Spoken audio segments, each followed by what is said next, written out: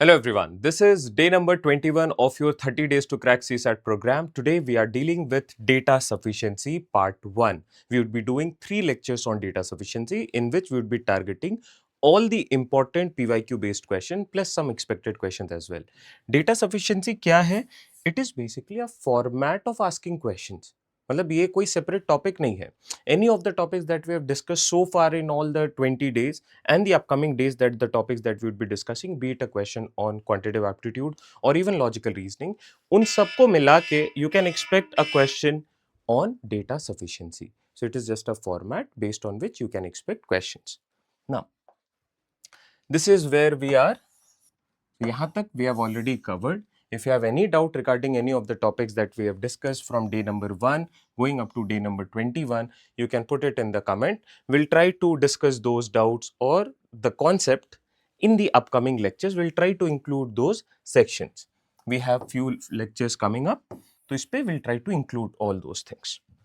Now, this is something that I have been telling you time and again कि अगर आप ये 30 days वाला लेक्चर डिलीजेंटली फॉलो कर रहे हो तो उसके साथ में ये पीवाईक्यू स्पेसिफिक लेक्चर्स भी फॉलो कर लो. This is year wise starting from 2025 going up to 2011.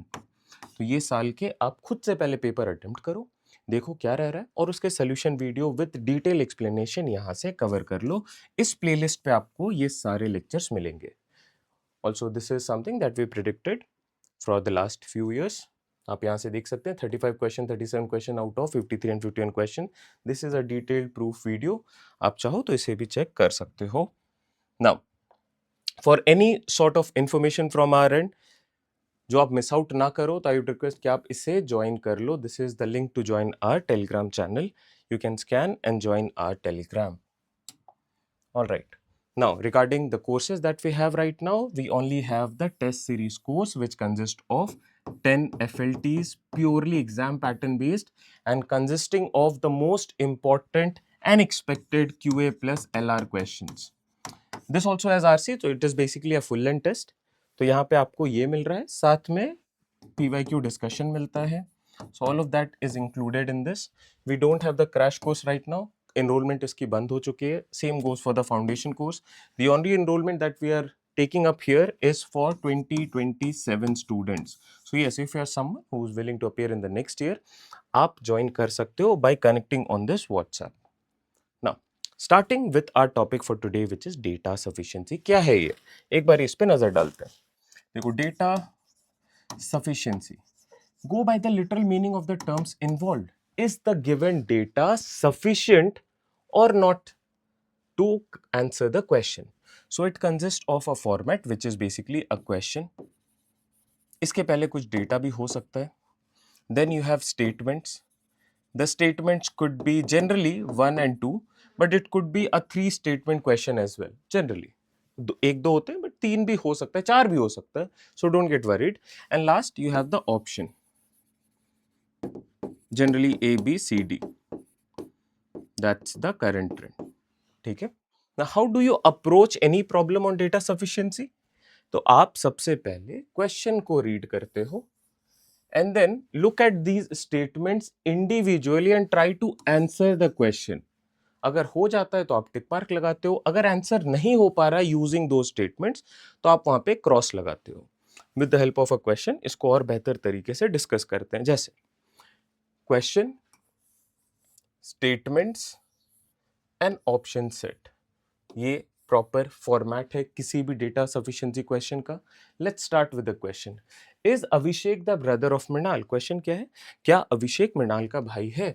तो you can answer this with a yes, और इफ यू आर श्योर कि नहीं है तो you would be saying it as no. अब तो आपका आंसर बेसिकली यस या नो होना चाहिए. Is Abhishek the brother of Mrinal? अगर आप श्योर हो कि यस तो आप बोलोगे yes. If you are sure Abhishek is not the brother then you would be saying it as no. Okay, use the first statement. Vishnu is the brother of Mrinal. ये plus symbol से मैं, आई होप आपको idea है कि plus symbol से I denote the male gender and this straight horizontal line indicates they are siblings. Vishnu is the brother of Mrinal and Mrinal is the brother of Abhishek. तो ये तो क्लियर हो गया कि these three are siblings. Definitely Mrinal is a brother of Abhishek and Vishnu is also a brother of Abhishek. Abhishek has to be the brother और sister, दोनों में से कुछ भी हो सकता है, 100% इन दोनों में से कुछ होगा, बट पूछा है is Abhishek the brother of Mrinal. आप 100% कॉन्फिडेंस है ये यूजिंग स्टेटमेंट नंबर 1 तो नहीं बोल पा रहे हो, because you know the rule of blood relation. The first rule of blood relation says do not assume the gender of a person based on the masculinity or the femininity of the name. नाम आपको सुन के कैसा लग रहा है उसके basis पे आप जेंडर अज्यूम कर ही नहीं सकते हो।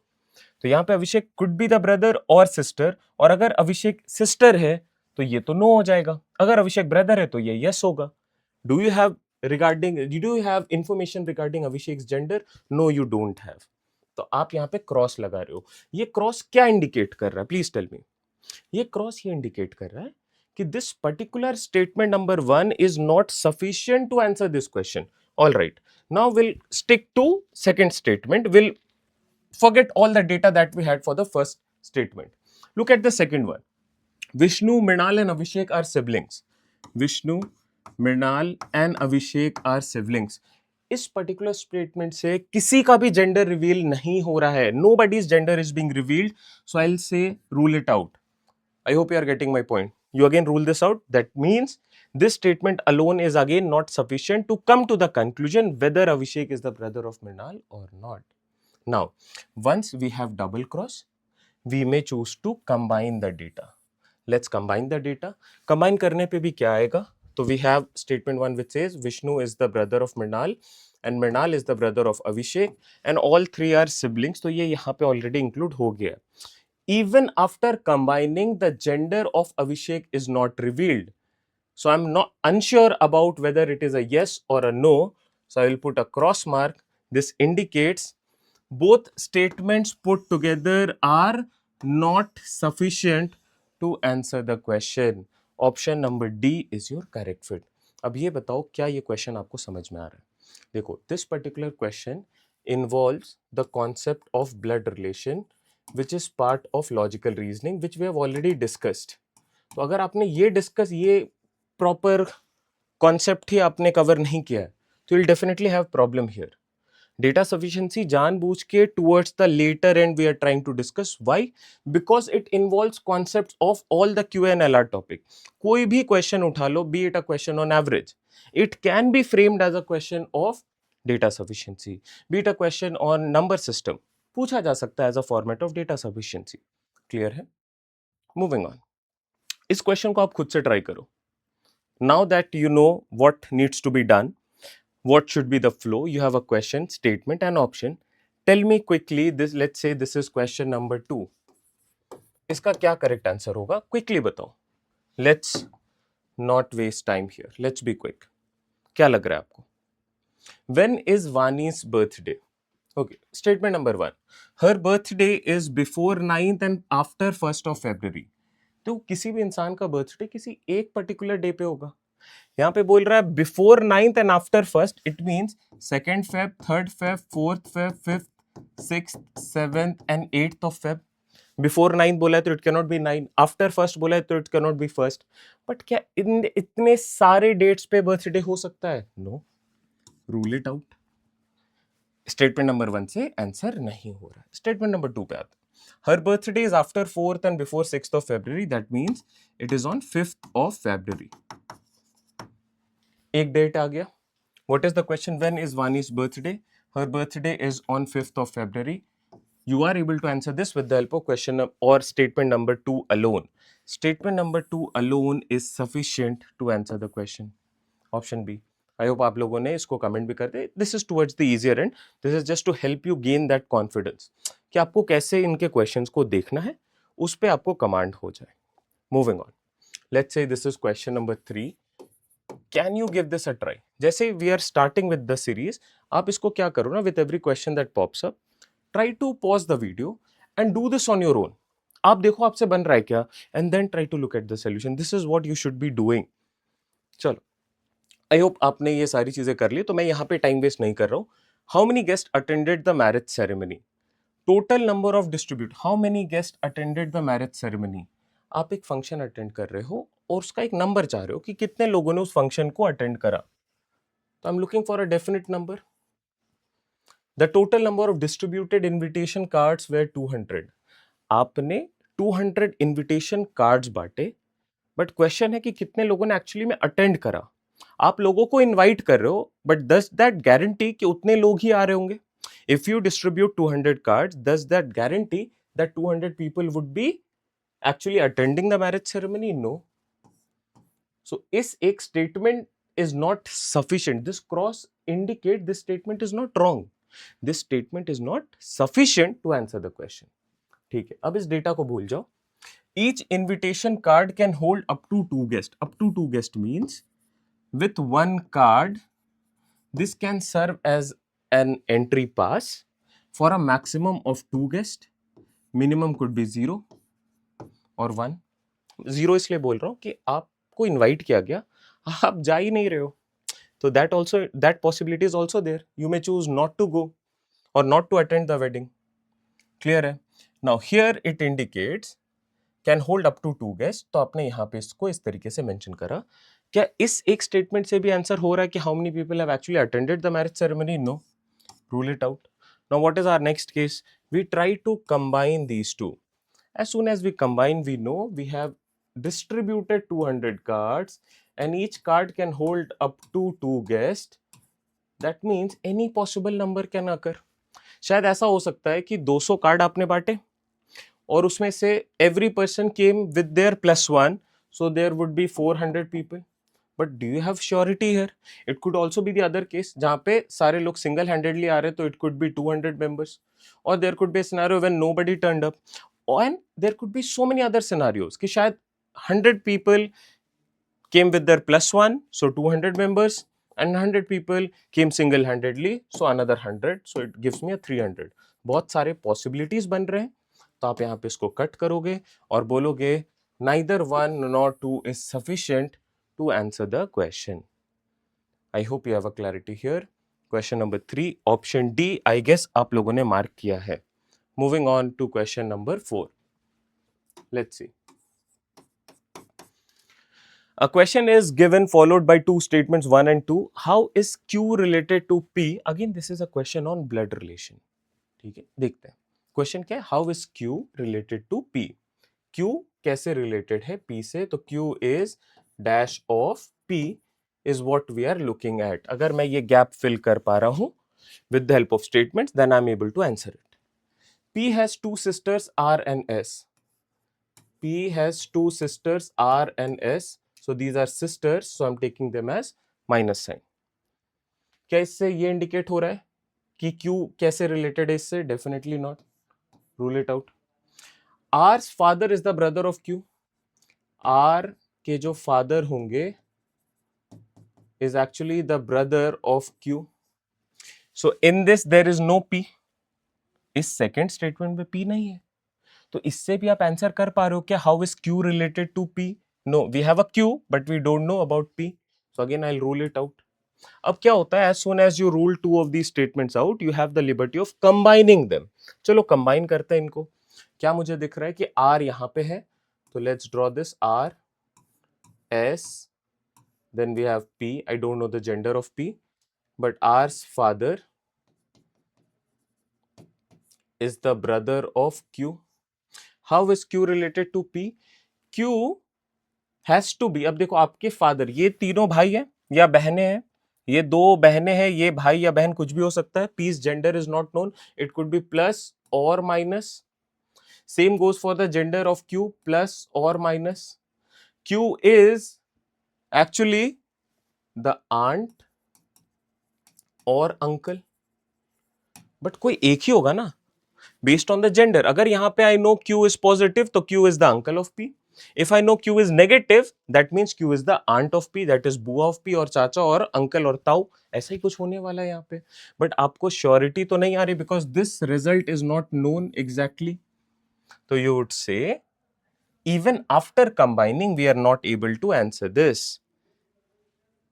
The question cannot be answered using any of the statements. Can be answered, can be answered, can be answered. No, it cannot be answered. Option D is your correct fit.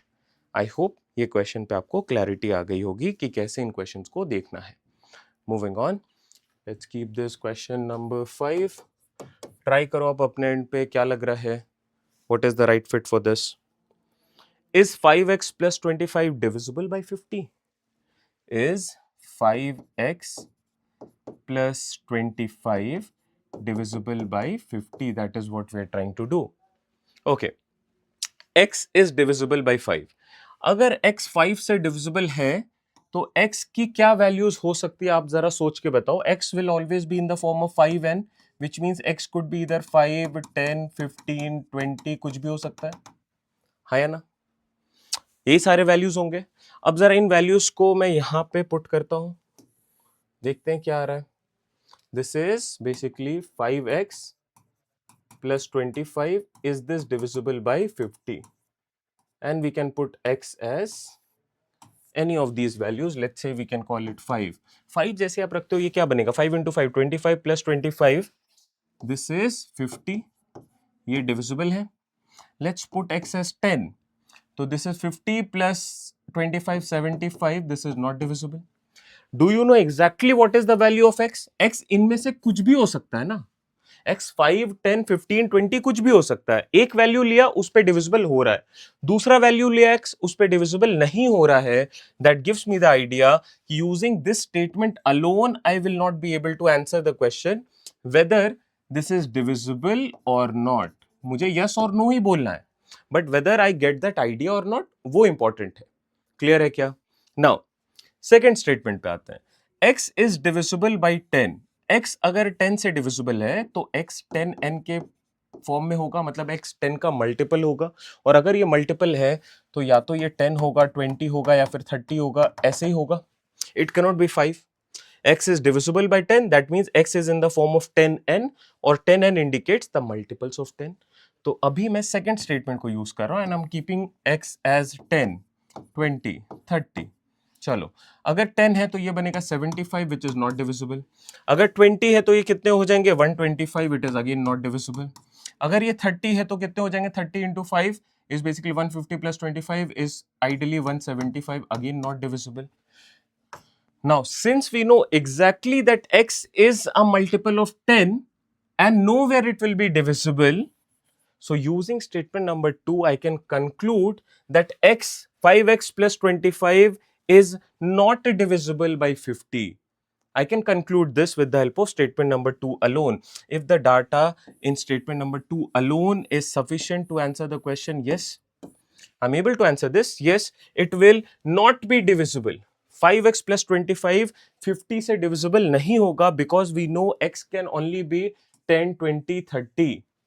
Clear है? और may be 40 और 50 कुछ भी होगा जो अगर 10n के format पे है तो ये डिविजिबल नहीं हो रहा है. And I am able to answer this. देखो यहाँ पे यस भी आ रहा था, यहाँ पे नो भी आ रहा था, तो फाइनल रिजल्ट इसका कांट से सिनेरियो आ रहा है. I am not sure about the outcome, but here everywhere it is cross cross cross cross cross indicates the definite answer to this is no.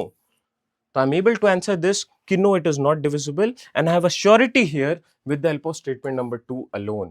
Option B is your correct fit. ये कौन से topic का question है आप बता दो. ये divisibility rule का क्वेश्चन है. डिविजिबिलिटी रूल में हमने इन चीजों पे अच्छे से काम किया है. वो लेक्चर अगर आपने नहीं देखा है तो वो देख लेना.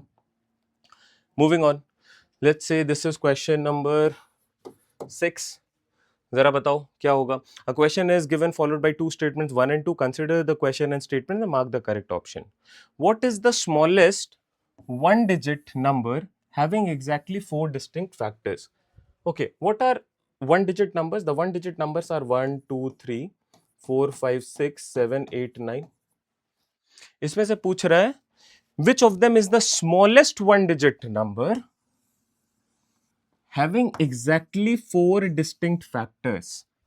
उसके 4 distinct factors होने चाहिए. स्मॉलेस्ट नंबर क्या होगा? देखो 1 तो नहीं होगा. Why 1 नहीं होगा? Because 1 is neither a prime number nor a composite number. 1 is unity and 1 has only one factor.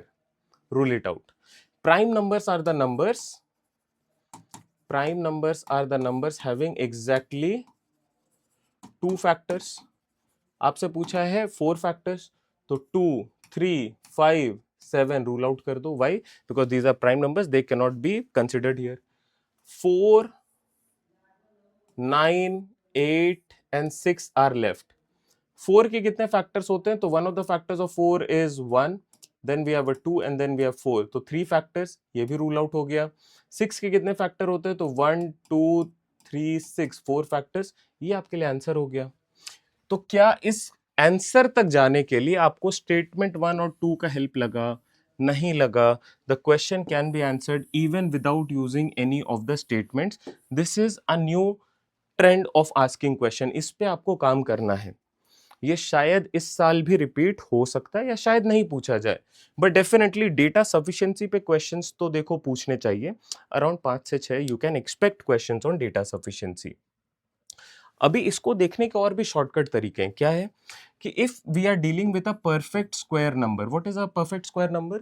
Any natural number square, n square, कोई भी नंबर अगर एन स्क्वायर के फॉर्मेट पे है तो वो एक परफेक्ट स्क्वायर है, और उसके जो नंबर ऑफ फैक्टर्स होंगे वो हमेशा ऑड होंगे।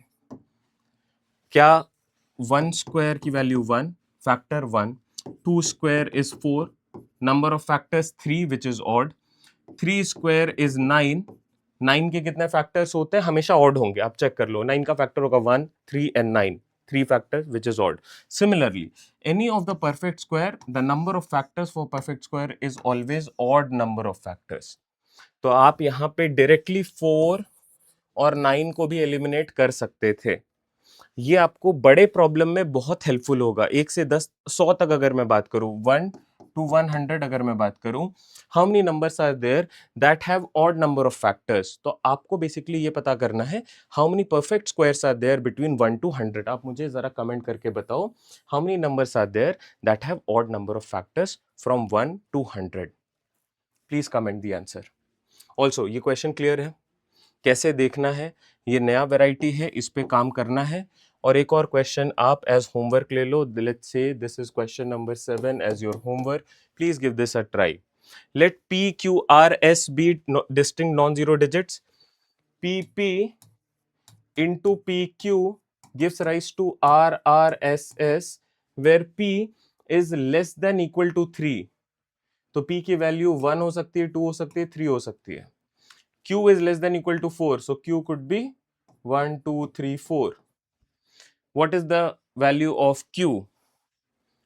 You have a 2-digit number multiplied with another 2-digit number and then you get a 4-digit number of this format, जहां पे पहले 2 डिजिट सेम है, लास्ट के 2 डिजिट सेम है। और आपको पता है कि ये जो P की वैल्यू है ये क्या हो सकती है और Q की वैल्यू जो क्या हो सकती है। Let's work out few examples. आप खुद से ट्राई करो कुछ एग्जांपल्स को, और ऐसे सोचो जरा नॉर्मली कि अगर मैं 30 इंटू 30 करूं, इसका रिजल्ट होता है 900। मैं 2 डिजिट का नंबर 2 डिजिट के नंबर से मल्टीप्लाई कर रहा हूं, है ना? व्हाट इज 31 का square? 31 into 31 is basically 961। What is 32 into 32? We get 1024। मुझे चाहिए रिजल्टेंट 2 डिजिट नंबर का जिसका रिजल्ट आ रहा है एक 4 डिजिट का नंबर। तो I know definitely this cannot start with 1। 1 से तो हो ही नहीं सकता, बिकॉज यार आप 31 तक जाओगे ना तब भी ये 3 डिजिट के नंबर्स बनेंगे। आप 11 इंटू 11 करो, क्या रिजल्ट आ रहा है? 11 इंटू 11 इज 121। तो आपके पास एक 3 डिजिट का नंबर आ रहा है। यहां पे अगर रिजल्टेंट एक 4 डिजिट का नंबर है, then 100% this has to be a 3, क्योंकि इसकी वैल्यू क्या हो सकती है? P कैन ओनली बी 1 2 और 3। P cannot be 1, P cannot be 2, P has to be a 3। So if this is 3, ये भी 3 आएगा। और Q की वैल्यू क्या हो सकती है? Q कुड बी ईदर 1 2 3 और 4। आपने 31 पे चेक कर लिया, हाँ या ना? 32 पे भी चेक कर लिया, तो 1 और 2 तो ऐसे ही एलिमिनेट हो गया। 3 हो नहीं सकता because all of them are distinct values. So यहां पे 3 नहीं आ सकता, द ओनली पॉसिबिलिटी इज 4। अब आप जरा प्रोसीड कर जाओ और मुझे बताओ क्या रिजल्ट आ रहा है यहाँ पे और इनमें से क्या ऑप्शन करेक्ट होना चाहिए। This is based on the concept of perfect squares. ये जो बेसिक चीजें हैं ये अगर आपके दिमाग में नहीं है तो आपको ऐसे क्वेश्चंस में दिक्कत आ सकती है। और अगर ये चीजें छोटी छोटी चीजें देखो बहुत बेसिक है कि मैंने क्या करा, I have the possibilities with me, I just use a value which is 30 into 30। ये तो कभी भी यूज कर सकते हो आप। 20 इंटू 20 याद नहीं रखना, 400। तो इस तरीके से आप नंबर्स को देख के जरा दिमाग लगा के एलिमिनेट कर सकते हो। Please tell me out of the 4 options what do you think is the possible fit here. All right. Again, you can join this Telegram channel for any course related information. अगर आपने अभी तक join नहीं करा है कर लो. And for any sort of test series that you wish to join, you can look at our test series program. All right. Thank you everyone. Happy learning. Take care. Bye bye.